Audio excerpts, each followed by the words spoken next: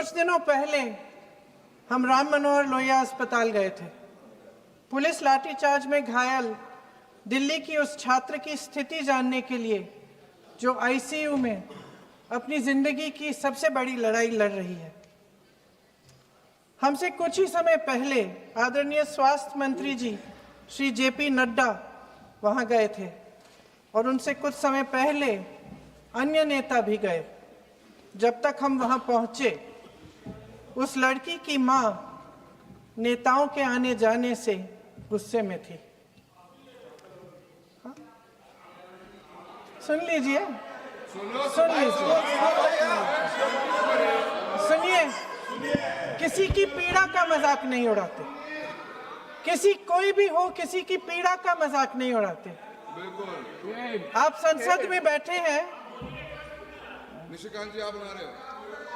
जब तक हम वहां पहुंचे, उस लड़की की मां नेताओं के आने जाने से गुस्से में थी।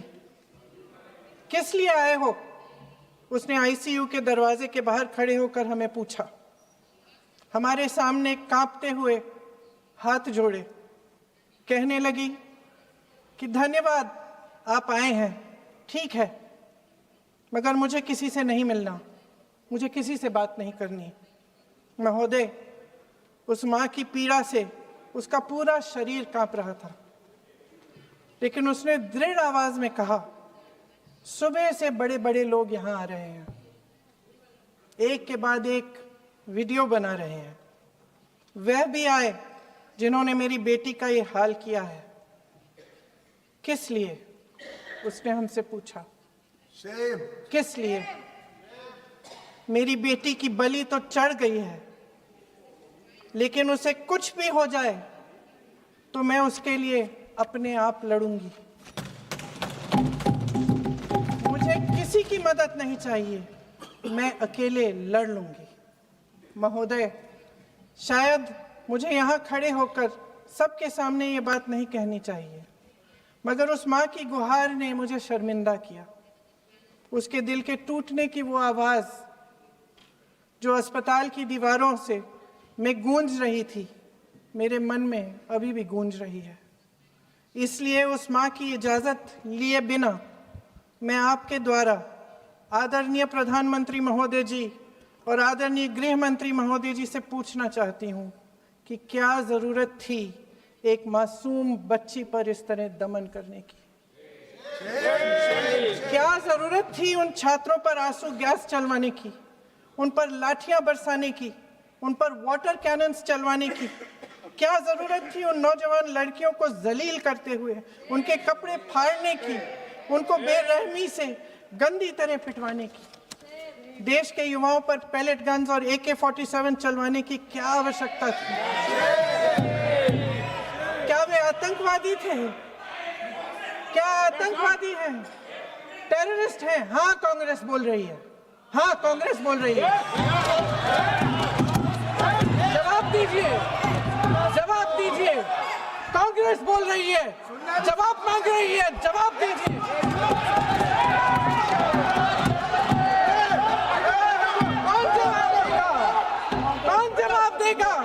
गृह मंत्री जी जवाब देंगे। किसने ऑर्डर दिया? किसने ऑर्डर दिया पैलेट गन्स चलाने के लिए? किसने ऑर्डर दिया? आपके माध्यम से मैं पूछती हूं अध्यक्ष महोदय, किसने ऑर्डर दिया? प्रधानमंत्री जी ने दिया?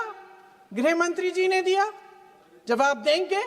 पूरा देश पूछ रहा है, सिर्फ कांग्रेस पार्टी नहीं पूछ रही है, पूरा देश पूछ रहा है। अध्यक्ष महोदय, देश के माता पिता पूछ रहे हैं, छात्र पूछ रहे हैं, अध्यापक पूछ रहे हैं, पूरा देश आज ये पूछ रहा है। और आपकी जिम्मेदारी बनती है कि आप इस सवाल का जवाब दें। क्यों डरते हैं आप इस देश के नौजवानों से? क्यों डरते हैं आप इस देश की बुलंद आवाज से? और उस आवाज को दबाने का हक आपको किसने दिया है? महोदय, ये सदन यहाँ बैठे हुए सांसदों की जागीर नहीं है, ये इस देश की अमानत है। यहाँ बैठे हम सब इस देश की जनता, इस देश के युवाओं, बुजुर्गों, गरीबों, अमीरों और सब धर्मों, सब वर्गों के देशवासियों के सेवक हैं। हम उनके प्रतिनिधि हैं और ये सत्ता हमें उन्होंने ही दी है। इस देश का संविधान हमारी सर आंखों पे, इस देश का लोकतंत्र सर्वोपरि है। इसे ध्वस्त करना पाप है। यह करोड़ों जनता हमसे सिर्फ एक चीज मांगती है, जवाबदेही। इंग्लिश में इसे अकाउंटेबिलिटी कहते हैं। हमें सत्ता देकर, हमें यहां तक लाकर सिर्फ उसकी ये गुहार है कि जो हम करें उसकी भलाई के लिए करें, और अगर उनके साथ अन्याय हो तो हम उनके प्रति जवाबदेह बने और उन्हें न्याय दिलवाएं। पिछले दिनों हजारों बच्चे सड़क पर उतरे। उन्होंने अपनी पीड़ा व्यक्त की। गांधी जी के दिखाए हुए रास्ते पर अहिंसा और सत्य को अपने दिलों में रखते हुए, गाते, मुस्कुराते हुए शांतिपूर्वक प्रदर्शन किया। लोकतंत्र के सबसे पवित्र सिद्धांत के तहत उन्होंने अपनी आवाज उठाने का अधिकार कायम किया। ये उस भारत के बच्चे हैं जो गांव में रहते हैं, जो महानगरों में रहते हैं, जो छोटे कस्बों में, छोटे शहरों में रहते हैं, जहां माँ अपने गहने बेच देती है, पिता अपनी जमीन गिरवी रख देता है, एक परिवार अपनी पूरी जिंदगी की कमाई बच्चे के सपने पर खर्च देता है। और अब उन्हीं बच्चों को लगने लगा है कि आज इस देश में मेहनत से ज्यादा बेईमानी मायने रखती है, मेरिट से ज्यादा पैसा मायने रखता है। तब सिर्फ एक छात्र नहीं हारता, उम्मीद हारती है।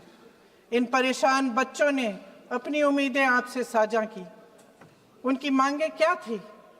कि पेपर लीक करके उनके साथ जो बार बार अन्याय किया जा रहा है उस पर कार्रवाई की जाए, कि जो सिस्टम उनके भविष्य को कुचल रहा है उसे सुधारा जाए, कि जो माफिया उन्हें घेरे हुए है उसे हटाया जाए, कि जिस मंत्री के कार्यकाल में यह सब हुआ वह इस्तीफा दे, कि उन पर बर्बरता करने वालों पर कार्रवाई की जाए और उसके लिए माफी मांगी जाए। बस यही उनकी मांग थी ना, कि जो शिक्षा और स्वतंत्र अभिव्यक्ति का अधिकार उन्हें संविधान ने दिया है उसे कायम रखा जाए। महोदय, हमारे एजुकेशन सिस्टम में कुछ समय से बहुत खामियां भर चुकी हैं। बच्चों पे जो प्रेशर डाला जाता है उसकी वजह से सैकड़ों बच्चों ने आत्महत्या कर डाली है। उससे भी ज्यादा बच्चे डिप्रेशन में डूब रहे हैं। परिवारों पर बच्चों को पढ़ाने लिखाने के लिए घूस, capitation fees, tuition fees, coaching fees आदि के घिनौने दबाव हैं। लोन लेने पड़ते हैं, सामान बेचना पड़ता है, और उसके बावजूद कोई गारंटी नहीं कि उनके बच्चों के भविष्य मजबूत बन पाएंगे, क्योंकि बेरोजगारी चरम पे है। इस सरकार ने रोजगार पैदा करने वाले सभी सेक्टर्स को लगातार कमजोर किया। एग्जामिनेशन सिस्टम खुद फेल हो गया है। पिछले दशक में 152 पेपर लीक हुए, 750 करोड़ छात्र प्रभावित हुए, मगर एक भी दोषी, एक भी माफिया को सजा नहीं।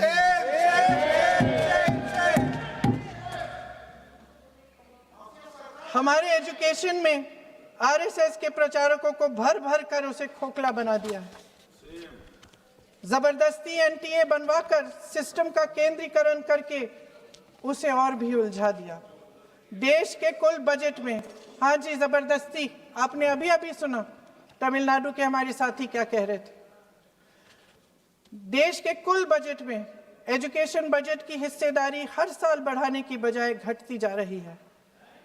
1.4 लाख करोड़ रुपया का पूरा बजट एजुकेशन बजट है, और 1.32 लाख करोड़ सिर्फ नीट देने वाले 22 लाख बच्चों के परिवारों से हर साल खींचा जाता है। एक और शर्मनाक आंकड़ा भी है। 1.4 लाख करोड़ रुपया हमारा पूरा एजुकेशन बजट, और 16 लाख करोड़ रुपए जो मौजूदा सरकार ने बड़े उद्योगपतियों के लोन माफ किए हैं। सोचिए कि इस सरकार की प्राथमिकताएं क्या है।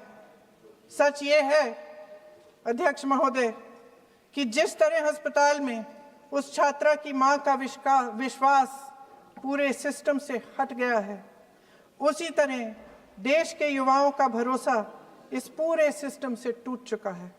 और जब इस तरह देश के भविष्य, हमारे युवा निराश होकर सरकार और सिस्टम से अपना भरोसा हटा देते हैं, तो उस भरोसे को फिर से बनाने के लिए सिस्टम के अंदर से जवाब नहीं ढूंढा जा सकता, उसके दायरे से बाहर निकलना पड़ता है, नए सिरे से ठोस प्रयास करने पड़ते हैं।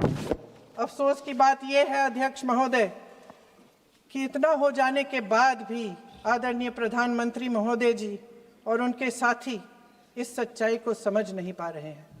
वे अभी भी ये सोच रहे हैं कि पीआर, नैरेटिव चेंज और पालतू मीडिया के सहारे एक बार फिर उनकी नैया पार हो जाएगी। परसों शिक्षा मंत्री जी ने शर्मनाक परिस्थितियों में अपना इस्तीफा दिया और कल यहीं मकरद्वार पर मेरे सत्ता पक्ष के सांसदों ने जिंदाबाद के नारे चिल्लाते हुए उनका संसद में ऐसे स्वागत किया जैसे मानो कोई सुपरस्टार पहुंच गए हैं। विडंबना देखिए महोदय, जब भूतपूर्व शिक्षा मंत्री को मुकुट पहनाया जा रहा था, स्वागत हो रहा था उनका, तब महाराष्ट्र में एक परिवार पेपर लीक पीड़ित अपनी बेटी की आत्महत्या का शोक मना रहा था। आपकी सरकार ने देश के करोड़ों छात्रों को क्या संदेश दिया? आपको किस बात का गौरव है, किस बात का अभिमान है? ये कौन सा अहंकार है? जहां आंखों में शर्म होनी चाहिए, वहां बेशर्मी और स्वागत के नगाड़े बजाए रह रहे हैं। एक तरफ मातम है, दुख है, यहां आप फूल माला डाल रहे हैं। कोई आप पर कैसे यकीन करे? प्रधानमंत्री महोदय जी ने नया शिक्षा मंत्री चुना, एक ऐसे व्यक्ति को इस पद पर आसीन किया जिसने एक गर्भवती महिला के बलात्कारियों की रिहाई पर अपनी सहमति व्यक्त की, खुशी जताई। देश की करोड़ों लड़कियों को प्रधानमंत्री जी ने इससे क्या संदेश दिया? सर, अखबारों में है। अखबार में नहीं, मेरा कुछ भी बोल के चले जाते हैं क्या? अरे ये तो कैसे, क्या है इनके पास? ऐसा ही कोई आरोप लगा दीजिएगा, कोई नियम कानून नहीं है।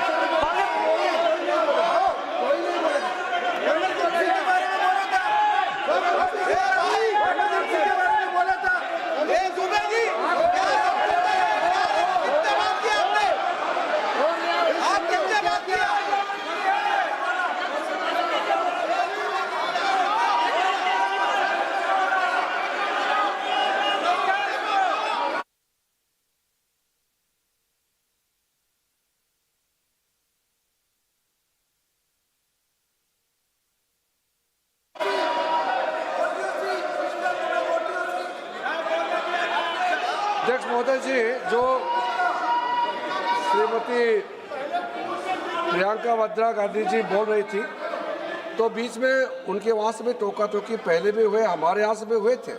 अभी हम लोग तो शांति से सुन रहे हैं, लेकिन जो अभी अभी हमारे वर्तमान नए शिक्षा मंत्री को जो उन्होंने टिप्पणी की, कैरेक्टर असैसिनेशन है एक तरीके से संसद में, और इस तरीके के भाषा हम उम्मीद नहीं करते हैं। मैं इसमें प्रहलाद जोशी जी ने भी खुद कहा है, एक तो उन्होंने प्रियंका जी ने जो गलत बात कही है रिकॉर्ड पे, उसको रिकॉर्ड से हटा दिया जाए। दूसरा इस तरह का भाषा का इस्तेमाल ना करें। आपने डिबेट से पहले आपने अपील किया कि संसद में डिबेट का स्तर को नहीं गिराने चाहिए। उनके पार्टी के वो सीनियर लीडर है, वो पहली बार चुन के आए हैं, मगर उनके पार्टी में सीनियर है, जिम्मेदारी के साथ बोलना चाहिए। अगर पूरा ऑथेंटिकेट नहीं कर सकते हैं तो मैं ये मानता हूं कि उनको क्षमा मांगना चाहिए सदन से।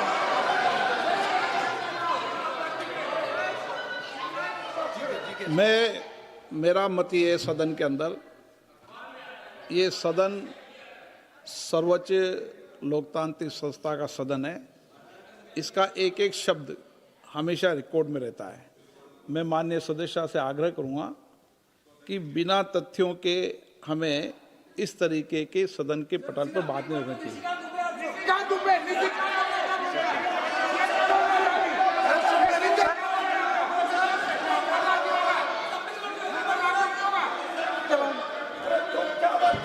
ये तो डिलीट कर दिया, लेकिन आगे भी वो भी डिलीट करा सर। ये तो निशिकांत बोलता वो भी ये सीधे क्या बोल रहा था, क्या कर रहा था सर जो प्रहलाद जोशी जी ने बिल्किस बानो के बलात्कारियों की रिहाई पर जो बयान दिए, उसका प्रमाण मैं आपको दे दूंगी, मैं भेज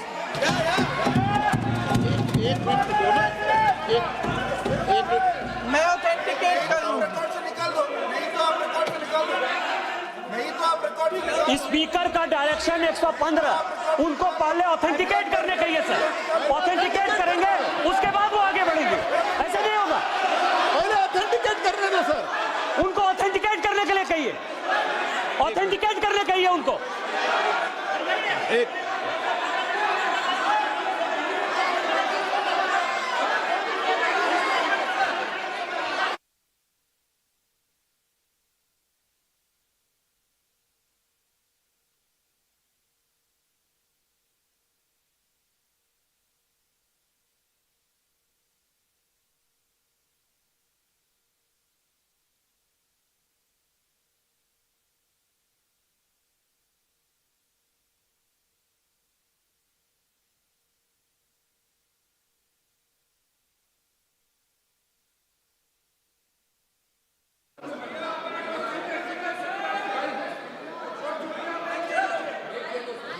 आप उनको बोलने तो आप मत करो डिस्टर्ब। मैं एक विषय बता दूं, एक मिनट बताऊं। नियम 353 के अंदर फिर मैं एक बार स्पष्ट कर दूं, किसी भी सदस्य द्वारा किसी भी व्यक्ति के विरुद्ध मानहानि या अभियोगात्मक प्रकृति का कोई आरोप नहीं लगाया जाएगा जब तक कि सदस्य ने अध्यक्ष और संबंधित मंत्री को पर्याप्त अग्रिम सूचना नहीं दे दी हो। ये व्यवस्था है।